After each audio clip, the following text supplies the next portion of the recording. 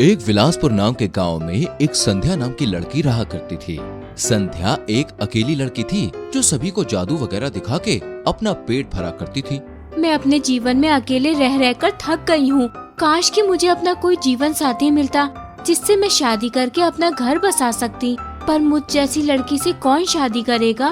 तभी उसके पास समीर नाम का एक लड़का आता है। अरे सुनो संध्या जी, मेरा नाम समीर है और मैं हर रोज आपके मैजिक शो को देखने आता हूँ। आप मुझे काफी अच्छी लगती हैं। क्या आप मुझसे शादी करेंगी? समीर जी, मुझे आपके साथ शादी करने में कोई प्रॉब्लम नहीं है, लेकिन मेरी एक दिक्कत है, पहले वो तो जान लीजिए। क्या मतलब तुम्हारी हाँ है? अरे फिर तो मुझे तुम्हारी सारी दिक्कतें चलेंगी।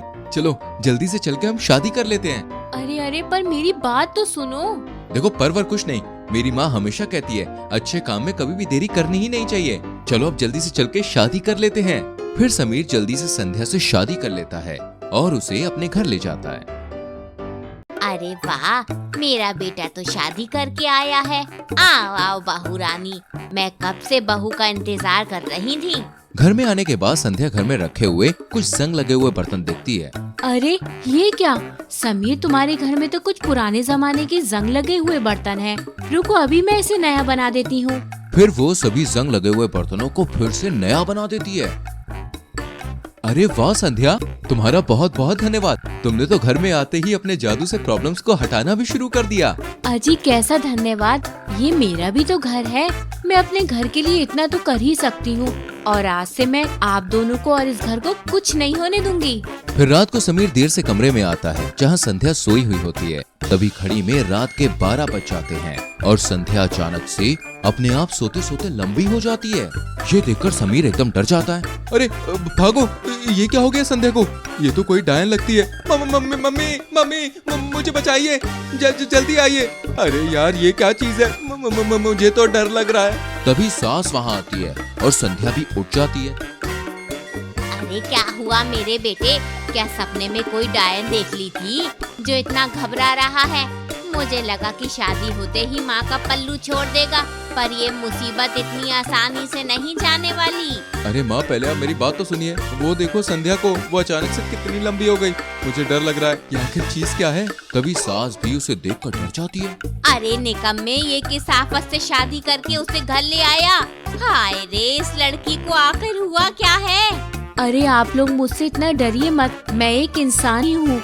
दरअसल मैं रात को 12 बजे के बाद अपने आप लंबी हो जाती हूँ और फिर वापस नॉर्मल सुबह होती हूँ। ये मुझे जादू मिला हुआ है। मैं यही बात समीर को बताना चाहती थी, पर समीर ने तो मेरी एक बात भी नहीं सुनी।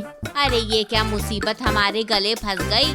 हे भगवान, ना जाने अब इस बहू का क्या करूँ मैं। अरे करेंगे क्या, हम इसे सुबह होते ही घर से निकाल देंगे माँ। ऐसी लंबी जादुई लड़की अपनी वाइफ, नहीं नहीं नहीं नहीं, हरगिज नहीं। वैसे माँ अब मुझे दूसरी शादी करनी पड़ेगी। चलो कोई लड़की हो तो हम देखने चलते हैं। आखिर आप ही तो कहती हो ना कि अच्छे काम में देर नहीं करनी चाहिए। अरे नालायक, सो जा चुपचाप। रात के 12 बजे तुझे लड़की देखने जाना है? पहले इस लंबी सीढ़ी से तो छुटकारा पा ले। बस फिर क्या था, सुबह होते ही दोनों संध्या को घर से निकाल देते हैं। अरे अरे, पर मेरी गलती क्या है? ये जादू तो मुझे बचपन से ही मिला हुआ है। प्लीज मुझे घर से मत निकालिए, मैं आपके हाथ जोड़ती हूँ। अरे नहीं मतलब नहीं, मैं तुम जैसी लड़की के संग अपनी पूरी जिंदगी कैसे बिता सकता हूँ जो रात के 12 बजते ही लंबी हो जाती है? अरे बाहरी दुनिया को इस बारे में पता चल गया ना तो मेरा तो मजाक बन के रह जाएगा इस समाज में। फिर संध्या वही घर के बगल में एक झोपड़ी बनाकर वहाँ रहने लगती है। मैं अब यहीं रह के अपना गुजारा करूँगी।